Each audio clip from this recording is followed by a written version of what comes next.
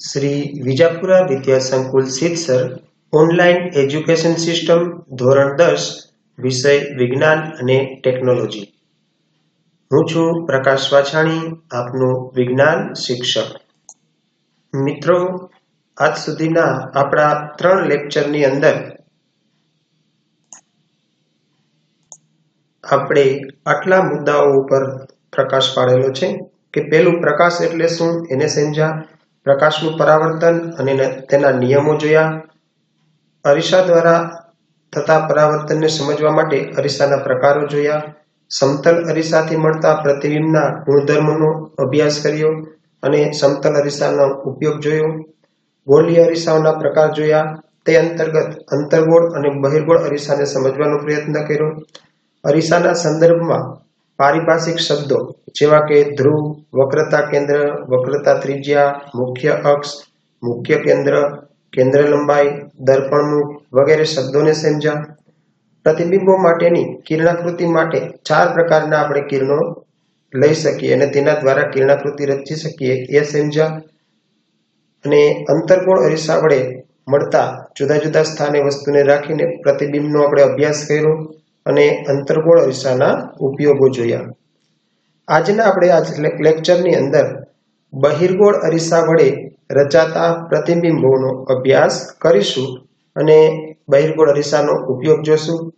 સાથે સાથે કાર્ટેશિયન યામ સંજ્ઞા પ્રણાલી સમજશું. મિત્રો, તમારી સામે અહીંયા એક બહિર્ગોળ અરીસો રાખેલો છે. આ બહિર્ગોળ અરીસાની સામે અનંત અંતરે એટલે કે ખૂબ જ દૂર એક વસ્તુ AB મૂકેલી છે. તો તેના દ્વારા કેવું પ્રતિબિંબ મળશે એની આપણે હવે ચર્ચા કરીએ. અહીંયા જે ટપકા દેખાય છે એ બતાવે છે કે વસ્તુ અનંત અંતરે એટલે કે ખૂબ જ દૂર છે. મિત્રો, કોઈ પણ કિરણાકૃતિ રચવા માટે ઓછામાં ઓછા 2 કિરણોની જરૂર પડે છે. અહીંયા 2 કરતાં વધારે કિરણો લઈ અને પ્રતિબિંબ રચી અને સમજાવવાનો પ્રયત્ન કર્યો છે. તો અનંત અંતરે રાખેલી વસ્તુ બહિર્ગોળ અરીસા સામે તો તેનું પ્રતિબિંબ ક્યાં, કેવું અને કેવડું મળશે એની આપણે વાત કરીએ. જો વસ્તુ છે, વસ્તુનું સ્થાન એ અનંત અંતર છે. અહીંયા બહિર્ગોળ અરીસો MN છે, અહીં P તેનો ધ્રુવ છે. હવે વસ્તુમાંથી નીકળતા પ્રકાશના કિરણો અરીસા ઉપર આપાત થાય છે અને એનું પરાવર્તન થાય છે. તો તમે જોઈ શકો છો કે આપાત થયેલા કિરણો પરાવર્તન પામી એકબીજાથી દૂર જાય છે. પરંતુ દૂર જતા હોવાથી તે ક્યાંય મળતા ન હોવાથી વાસ્તવિક પ્રતિબિંબ રચાશે નહીં. પરંતુ અરીસાની પાછળ એના મુખ્ય કેન્દ્રમાંથી પસાર થતા હોય એવો ભાસ થાય છે. એટલે કે મુખ્ય કેન્દ્ર ઉપર એનું આભાસી પ્રતિબિંબ રચાશે. તો બહિર્ગોળ અરીસાની સામે અનંત અંતરે વસ્તુ રાખેલી હોય તો તેનું પ્રતિબિંબ છે એ અરીસાની પાછળ મુખ્ય કેન્દ્ર ઉપર રચાય છે. હવે પ્રતિબિંબ કેવડું હશે તો કે બધા કિરણો ત્યાં ભેગા મળે છે એટલે પ્રતિબિંબ હશે બિંદુવત. તો વસ્તુનું સ્થાન છે એ અનંત અંતરે છે. પ્રતિબિંબ છે એ અરીસાની પાછળ મુખ્ય કેન્દ્ર F પર રચાય છે. પ્રતિબિંબનો પ્રકાર કેવો છે તો કે આભાસી, અને આભાસી હોય એટલે ચકતું તો હોવાનું જ. અને પ્રતિબિંબનું પરિમાણ તો કે વસ્તુ કરતા અત્યંત નાનું એટલે કે બિંદુવત પ્રતિબિંબ અહીંયા પ્રાપ્ત થાય છે. તો વસ્તુ જો અનંત અંતરે રાખેલી હોય બહિર્ગોળ અરીસાની સામે તો એનું બિંદુવત પ્રતિબિંબ અરીસાની પાછળ મળે છે. એટલે કે અરીસામાં તમને આ જોવા મળશે. હવે બીજી સ્થિતિ માટે વિચાર કરીએ કે બહિર્ગોળ અરીસાની સામે અનંત અંતર અને ધ્રુવની વચ્ચે ગમે ત્યાં વસ્તુ મૂકતા મળતા પ્રતિબિંબના સ્થાન, પ્રકાર અને પરિમાણ દર્શાવતી કિરણાકૃતિ દોરો. તો આ પ્રશ્ન પૂછાય તો આપણે આ રીતે એને લખીશું કે વસ્તુનું સ્થાન છે એ અનંત અંતર અને ધ્રુવ P ની વચ્ચે ગમે ત્યાં, મતલબ કે અરીસાની સામે અનંત અંતરથી ઓછા અંતરે અને ધ્રુવથી વચ્ચેના અંતરમાં ગમે ત્યાં એને મૂકી શકાય. તો અહીંયા AB વસ્તુ છે. આ અરીસા AB માંથી નીકળતા કિરણો વિચાર કરીએ તો A માંથી નીકળતું કિરણ અહીંયા આપાત થઈ અને મુખ્ય કેન્દ્રમાંથી પસાર થતું હોય એવું ભાસ થાય છે, એટલે કે દૂર જાય છે. બીજું કિરણ આપણે C માંથી પસાર થતું હોય એવું એક લઈએ, મતલબ કે અહીંયા તમે C જોઈ શકો છો, એમાંથી પસાર થતું એવું કિરણ લઈએ છીએ. એટલે કે વક્રતા કેન્દ્રમાંથી કિરણ પસાર થતું હોય તો પરાવર્તન પામી એ જ રસ્તે પાછું જાય છે. તો આ 2 કિરણો ક્યાંય ભેગા થતા નથી, એટલે કે વાસ્તવિક પ્રતિબિંબ રચાતું નથી. પણ અરીસાની પાછળ જો એને લંબાવવામાં આવે તો આ મુખ્ય કેન્દ્રમાંથી પસાર થતું કિરણ છે અને આ વક્રતા કેન્દ્રમાંથી પસાર થતું કિરણ છે. તો આ બે જ્યાં ભેગા મળતા હોય એવો ભાસ થાય છે ત્યાં પ્રતિબિંબ રચાય છે. એટલે કે અહીંયા A ડેશ અને B ડેશ છે એ વસ્તુ AB નું પ્રતિબિંબ છે. કેવું લાગે છે? તો કે વસ્તુ કરતા નાનું, અને ચત્તુ પણ છે તો આભાસી પણ હોવાનું. તો વસ્તુનું સ્થાન અનંત અંતર અને ધ્રુવની વચ્ચે ગમે ત્યાં મૂકવામાં આવે તો પ્રતિબિંબનું સ્થાન છે અરીસાની પાછળ, એટલે કે ધ્રુવ P અને મુખ્ય કેન્દ્ર F ની વચ્ચે મળે છે. તો અહીંથી P અને F ની વચ્ચે જ હંમેશા પ્રતિબિંબ મળશે, એટલે કે કેન્દ્ર લંબાઈ કરતા ઓછા અંતરે પ્રતિબિંબ મળશે. પ્રતિબિંબનો પ્રકાર વિચારીએ તો પ્રતિબિંબ છે એ આભાસી અને ચત્તુ હશે. આ બે કિરણો ક્યાંય વાસ્તવમાં ભેગા થતા નથી, એટલે કે વાસ્તવિક પ્રતિબિંબ રચાતું નથી. પણ આભાસી પ્રતિબિંબ રચાય છે. ક્યાં રચાય છે? અરીસાની પાછળ. અને એનું પરિમાણ જોઈએ તો હંમેશા એ વસ્તુ કરતાં કેવું હશે? નાનું જ હશે. તો બહિર્ગોળ અરીસાની સામે ગમે ત્યાં વસ્તુ રાખવામાં આવે તો એનું પ્રતિબિંબ વસ્તુ કરતાં હંમેશા નાનું, આભાસી, ચત્તુ અને અરીસાની પાછળ મળશે. વાહનોના સાઇડ ગ્લાસમાં આપણે આને જોઈ શકીએ છીએ. તો આ થયા બહિર્ગોળ અરીસા દ્વારા રચાતા પ્રતિબિંબો. બે પ્રકારના પ્રતિબિંબો આપણે જોઈએ, એક અનંત અંતરવાળું અને એક અનંત અંતર કરતાં ઓછા અને અરીસા નથી નજીકના અંતર સુધીનું. હવે સમજીએ બહિર્ગોળ અરીસાના ઉપયોગો. મિત્રો, બહિર્ગોળ અરીસાના ઉપયોગો લખીએ તો ખાસ કરીને આપણે એનો વાહનોમાં ઉપયોગ કરીએ જ છીએ. તો જોઈએ, બહિર્ગોળ અરીસાનો ઉપયોગ સામાન્ય રીતે વાહનોમાં સાઇડ મિરર તરીકે થાય છે. એટલે કે વાહનોના જે સાઇડ ગ્લાસ છે એમાં આ બહિર્ગોળ અરીસો વપરાય છે. જે અરીસો હોય છે એ બહિર્ગોળ પ્રકારનો, બહારની તરફ વક્રાકાર હોય છે અને સપાટી છે બહારની તરફની પરાવર્તક સપાટી હોય છે. શું ઉપયોગમાં આવશે? તો કે વાહનોના ડ્રાઈવર તેની પાછળ આવતા ટ્રાફિકને જોઈ શકે અને સુરક્ષિત રીતે પોતાનું વાહન ચલાવી શકે છે. મોટા બહિર્ગોળ અરીસા વેપારી કે દુકાનદાર પોતાની દુકાનની સલામતી માટે રાખે છે. તેમના વડે ગ્રાહક પર નજર રાખી શકાય છે અને ચોરી થતી અટકાવી શકાય છે. ઘણી જગ્યાએ હોટલમાં કે મોલમાં તમે જોયું હશે કે મોટો બહિર્ગોળ અરીસો છે એ રાખેલો હોય છે, જેથી સામેની બધી વસ્તુનું પ્રતિબિંબ એમાં જોઈ શકાય. મોટો વિસ્તારનું પ્રતિબિંબ એમાં નાનું જોઈ શકાય અને નજીક જોઈ શકાય છે, એટલા માટે રાખી શકે. વાહનોના સાઇડ ગ્લાસમાં પાછળથી આવતી સાધનો જોતા હોય તો ટ્રક કે બસ મોટી હોવા છતાંય અરીસામાં આપણે આખી દેખાય છે અને કેન્દ્ર લંબાઈ કરતાં ઓછા અંતરે મળે છે. તમે જોયું હશે કે વાહનોના સાઇડ ગ્લાસ ઉપર એક લખેલું હોય છે કે object in the mirror are closer than they appear. મતલબ કે વસ્તુ જે દેખાય છે એના કરતાં વધારે નજીક હશે. આપણે આમાં દૂર દેખાતી હોય પણ વાહન છે પાછળથી આવતું હોય તો વધારે નજીક હોય. અને મિરરનો ગુણધર્મ છે કે ડાબી જમણી બાજુ ઉલટાયેલી હોય. એટલે તમે મિત્રો એમ્બ્યુલન્સમાં જોયું હશે કે એમ્બ્યુલન્સની આગળ નામ લખેલું હોય છે એમ્બ્યુલન્સ, એ મિરર ઇફેક્ટ એટલે કે ઉલટાયેલા અક્ષરમાં લખેલું હોય છે, જેથી વાહનોના સાઇડ ગ્લાસમાંથી પાછળથી એમ્બ્યુલન્સ આવતી હોય તો આની અંદર એને સવડું વાંચી શકાય છે. તો આ થયા બહિર્ગોળ અરીસા દ્વારા રચાતા પ્રતિબિંબો અને બહિર્ગોળ અરીસાનો ઉપયોગ.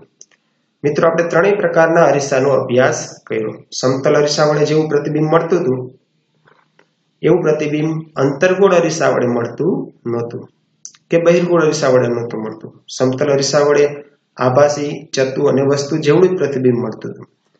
બહિર્ગોળ અરીસા વડે જેવું પ્રતિબિંબ મળે છે એ અંતર્ગોળ કે સમતલ અરીસા દ્વારા મળતું નથી. તો બહિર્ગોળ અરીસા વડે આભાસી, ચત્તુ અને વસ્તુ કરતાં નાનું જ પ્રતિબિંબ મળે છે. અને બહિર્ગોળ અરીસા કે સમતલ અરીસા દ્વારા મળતા પ્રતિબિંબ કરતાં જુદા પ્રતિબિંબ છે એ અંતર્ગોળ અરીસા દ્વારા મેળવી શકાય છે. એટલે કે અંતર્ગોળ અરીસા દ્વારા વાસ્તવિક પ્રતિબિંબ પણ મળે છે અને આભાસી પણ મળે છે. વાસ્તવિક પ્રતિબિંબમાં વસ્તુ કરતાં નાનું, વસ્તુ કરતાં મોટું અને વસ્તુ જેવડું જ પ્રતિબિંબ મળે છે. પરંતુ આભાસી પ્રતિબિંબ મળે છે એ હંમેશા વસ્તુ કરતાં મોટું જ મળે છે. તો ત્રણેય અરીસાઓની એકબીજાના પૂરક ગણી શકીએ અને એના દ્વારા બધા જ પ્રકારના પ્રતિબિંબો મેળવી શકીએ છીએ. જે અરીસા દ્વારા પ્રતિબિંબ મેળવી શકાય એવા બીજા અરીસા દ્વારા પ્રતિબિંબ મેળવી શકાતા નથી. એટલે આભાસી પ્રતિબિંબ છે સમતલ અરીસામાં મળે છે, એમાં વસ્તુ જેવડું જ હોય છે. બહિર્ગોળ અરીસામાં મળે છે, એમાં વસ્તુ કરતાં નાનું જ હોય છે. અને સેવિંગ મિરર તરીકે આપણે અંતર્ગોળ અરીસો વાપરીએ તો પણ આભાસી પ્રતિબિંબ મળે છે, જે વસ્તુ કરતાં હંમેશા મોટું જ હોય છે. તો આ રીતે અરીસા દ્વારા મળતા પ્રતિબિંબો આપણે સમજ્યા. હવે મિત્રો સમજીએ ગોલીય અરીસા વડે થતા પરાવર્તન માટેની નવી કાર્ટેશિયન સંજ્ઞા પ્રણાલી. તો કાર્ટેશિયન સંજ્ઞા પ્રણાલી શું છે એને આપણે સમજીશું અને અરીસાના સંદર્ભમાં આપણે એને કેવી રીતે ઉપયોગમાં લઈ શકીએ એ સમજીએ. મિત્રો આ ખાસ સમજજો, કારણ કે જ્યારે આ પાઠમાંથી દાખલા પૂછાય તો એમાં આપણે આની સંજ્ઞાઓ અને દિશાઓનું ધ્યાન રાખવું પડે છે. તો સૌપ્રથમ સમજીએ કે તમે ગણિતની અંદર x અક્ષ અને y અક્ષ આવું સમજેલા છો, બરોબર છે. આલેખ દોરતા હો ત્યારે બે પ્રકારના અક્ષ તમારે દોરશો. આડો છે x અક્ષ કહો છો અને ઊભો જે લીટી બનાવો છો એ y અક્ષ કહો છો. અને જ્યાં બે ભેગા થતા હોય ત્યાં 0 નું મૂલ્ય બતાવેલું હોય છે. x અક્ષની જમણી તરફની કિંમતો બધી ધન થતી જતી હોય છે, એટલે કે અહીંયા 1 2 3 એમ. અને ડાબી તરફની કિંમતો છે -1 -2 -3 -4 એમ બતાવતા હોય છે. એવી જ રીતના y અક્ષ પરની ઉપર તરફની કિંમતો છે એ ધન બતાવીએ છીએ કે 1 2 3 એમ, અને નીચે તરફની બતાવીએ છીએ કેવી છે માઇનસ. તો આલેખ દોરવા માટે તમે જે યામ લ્યો છો x અક્ષ ને y અક્ષ, તો એવી જ બાબતો અહીંયા છે. તો અહીંયા પણ x અક્ષ અને ઊભો છે y અક્ષ એમ કલ્પના કરીએ અને અરીસાને એનું ઉદ્ગમ બિંદુ શૂન્ય ઉપર એટલે કે બે અક્ષ છેદતા હોય ત્યાં એ રીતે આપણે અરીસો ગોઠવેલો છે. હવે આપણે કઈ તરફની કિંમત ધન લેવી, કઈ તરફની ઋણ લેવી એને આપણે સમજશું. અહીંયા સમજતા જઈએ. આકૃતિમાં દર્શાવ્યા પ્રમાણે નવી કાર્ટેશિયન યામ પદ્ધતિમાં અરીસાના ધ્રુવ P ને ઉદ્ગમ બિંદુ તરીકે લેવામાં આવે છે. તો અહીં ધ્રુવ છે એને બરોબર 0 પોઈન્ટ ઉપર રાખેલો છે, એટલે કે ઉદ્ગમ બિંદુ છે. અરીસાના મુખ્ય અક્ષને યામ પદ્ધતિના x અક્ષ એટલે કે x' અહીંયા x' છે અને આ x છે તરીકે લેવામાં આવે છે. અને અરીસાના ધ્રુવ P આગળ મુખ્ય અક્ષને દોરેલા લંબને એટલે કે અહીંયા જે લંબ દોર્યા મુખ્ય અક્ષને એને y અક્ષ તરીકે લેવામાં આવે છે. તો આ બે અક્ષ થયા, એક અક્ષ x અક્ષ અને ઊભો છે લંબ સ્વરૂપે y અક્ષ. હવે સંજ્ઞા પ્રણાલીને સમજી લઈએ કે વસ્તુને આપણે હંમેશા અરીસાની ડાબી બાજુએ જ રાખવામાં આવે છે. આપણે ક્યારેય પણ આકૃતિ દોરી હોય કિરણાકૃતિ ત્યારે વસ્તુને ડાબી તરફ જ રાખવાની. આ અરીસો છે. જો બહિર્ગોળ અરીસો હોય તો આ પ્રકાર આવશે. આ અંતર્ગોળ અરીસો છે તો આ એની ડાબી તરફ થઈ, તો ડાબી બાજુ જ વસ્તુને રાખવાની છે. એટલે કે વસ્તુ પરથી આવતો પ્રકાશ અરીસા પર ડાબી બાજુથી આપાત થાય છે, તો કે અહીંથી અહીંયા આપાત થાય છે. આ ડાબી તરફ વસ્તુ છે અને ડાબી બાજુ જ આપાત થાય છે. આ પહેલી બાબત છે. બીજું જોઈએ કે બધા જ અંતરો અરીસાના ધ્રુવ P થી મુખ્ય અક્ષને સમાંતર માપવામાં આવે છે. આ મુખ્ય અક્ષ છે અને માપવાના ક્યાંથી, તો કે અહીંથી શરૂ કરીને આ તરફ, આ બાજુ હોય તો અહીંથી શરૂ કરીને આ તરફ, ઉપરની તરફ હોય તો અહીંયા, નીચેની તરફ હોય તો આ બાજુ. તો બધા જ અંતરો ધ્રુવ ઉપરથી માપવામાં આવશે. હવે ત્રીજી બાબત જોઈએ કે ઉગમ બિંદુ એટલે કે ધ્રુવથી જમણી બાજુ એટલે કે x પ્લસ અક્ષની દિશામાં એટલે કે આ બાજુ જમણી તરફ માપેલા બધા જ અંતરો ધન અને ઉગમ બિંદુથી ડાબી બાજુ એટલે કે x માઇનસ છે દિશામાં માપેલા બધા જ અંતરો ઋણ લેવામાં આવે છે. આ બાજુના બધા જ અંતરો ધન, કારણ કે એની કિંમત કેવી થતી જાય છે ધન, અને આ ડાબી તરફના બધા જ અંતરો કેવા લેવાશે ઋણ, કારણ કે -1 -2 -3. તો જમણી તરફના ધન અને ડાબી તરફના અંતરને ઋણ લેવામાં આવે છે. મુખ્ય અક્ષને લંબ રૂપે ઉપરની તરફ એટલે કે y અક્ષ પ્લસની દિશામાં માપેલી ઊંચાઈને ધન લેવામાં આવે છે. અહીંથી ઉપરની તરફ અંતર લેવામાં આવે તો એને ધન લેવાનું અને અહીં નીચેની તરફ લેવામાં આવે તો એને ઋણ લેવાનું. તો મુખ્ય અક્ષને લંબ રૂપે નીચેની તરફ એટલે કે -y બાજુ, આ y અક્ષ ધારેલો છે તો 1 2 માઇનસ આપણે જોતા જઈએ પ્રમાણે માપેલી ઊંચાઈને ઋણ લેવામાં આવે છે. તો ટૂંકમાં સમજીએ તો આ થઈ કાર્ટેશિયન યામ સંજ્ઞા પ્રણાલી. અને ટૂંકમાં સમજીએ આપણે કે બધા જ અંતરો ક્યાંથી માપવાના છે, તો કે ધ્રુવથી માપવાના છે. વસ્તુને કઈ તરફ રાખવાની છે, તો કે હંમેશા ડાબી તરફ રાખવાની છે. અને ડાબી તરફ રાખેલું છે એટલે બધા જ અંતરો અહીંથી જ માપવામાં આવશે. એટલે વસ્તુથી અરીસા સુધીનું અંતર છે એને વસ્તુ અંતર કહેવાય. એને u સંજ્ઞા વડે દર્શાવવામાં આવે છે. અને જે પ્રતિબિંબ મળે છે એનું પણ અરીસાથી જ અંતર માપવાનું છે. એ કોઈ પણ તરફ મળી શકે, બીજી બાજુ પણ મળી શકે, આ તરફ પણ મળી શકે. તો એને પ્રતિબિંબ અંતર કહેવાય છે. એને v સંજ્ઞાથી બતાવાય છે, સ્મોલ v થી બતાવાય છે. એટલે ડાબી તરફના બધા જ અંતરો ઋણ લેવાના, જમણી તરફના બધા જ અંતરો ધન લેવાના. અરીસાની ઊંચાઈ એટલે કે ઉપરની તરફ હંમેશા ધન લેવાની, અને પ્રતિબિંબ જો ચતું મળતું હોય તો ઉપરની દિશામાં હશે, અને ઉલટું મળતું હોય તો નીચેની દિશામાં હશે. જો ચતું મળતું હોય એટલે કે આભાસી મળતું હશે તો એને ધન લેવાનું, અને ઉલટું મળતું હોય તો એની સંજ્ઞા ઋણ લેવાની. તો આ થઈ કાર્ટેશિયન યામ સંજ્ઞા પ્રણાલી. દાખલામાં આપણે આવશે ત્યારે આનો ઉપયોગને સમજીશું. હવે મિત્રો સમજીએ અરીસાનું સૂત્ર. આગલા અભ્યાસક્રમમાં અરીસાના સૂત્રને સાબિત કરવાનું આવતું. હવે માત્ર સૂત્ર સ્વરૂપે આપણે યાદ રાખવાનું છે. તો એવું પૂછાય કે અરીસાનું સૂત્ર એટલે શું, તેનું ગાણિતિક સ્વરૂપ લખો. તો આપણે એને લખવું પડે. તો વસ્તુ અંતર u, પ્રતિબિંબ અંતર v અને અરીસાની કેન્દ્ર લંબાઈ f વચ્ચેના સંબંધ દર્શાવતા સૂત્રને અરીસાનું સૂત્ર કહે છે. આટલી ટૂંકી વ્યાખ્યા છે કે ત્રણેયનું વસ્તુ અંતર, પ્રતિબિંબ અંતર અને અરીસાની કેન્દ્ર લંબાઈ ત્રણેયના સંબંધ દર્શાવતું જે સૂત્ર છે એને અરીસાના સંદર્ભમાં અરીસાનું સૂત્ર કહે છે. એનું ગાણિતિક સ્વરૂપ આપણે જોઈએ તો અહીંયા ધ્યાન દઈને જુઓ કે 1/v plus 1/u is equal to 1/f, અથવા તો એમ પણ લખી શકો કે 1/u plus 1/v is equal to 1/f. અહીં ત્રણેય વ્યસ્તમાં છે. જુઓ, 1/v વધતા 1/u બરાબર 1/1.